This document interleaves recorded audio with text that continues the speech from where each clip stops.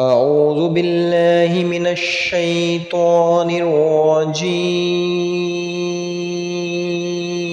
میں پناہ مانگتا ہوں اللہ کی شیطان مردود سے۔ بسم اللہ الرحمن الرحیم، شروع اللہ کے نام سے جو بڑا مہربان نہایت رحم والا ہے۔ ارأیت الذی یکذب بالدین،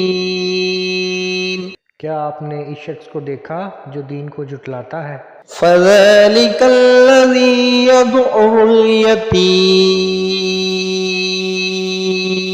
تو یہ وہ شخص ہے جو یتیم کو دھوکے دیتا ہے، یعنی یتیموں کی حاجات کو رد کرتا اور انہیں حق سے محروم رکھتا ہے۔ ولا یحض علی طعام المسکین، اور محتاج کو کھانا کھلانے کی ترغیب نہیں دیتا۔ فویل للمصلین،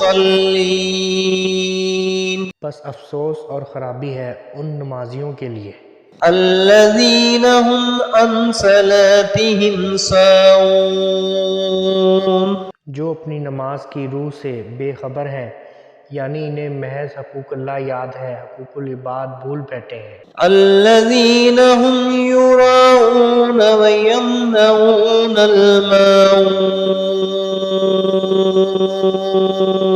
جو ریاکاری کرتے ہیں اور برتنے کی چیز روکتے ہیں۔ صدق اللہ العظیم۔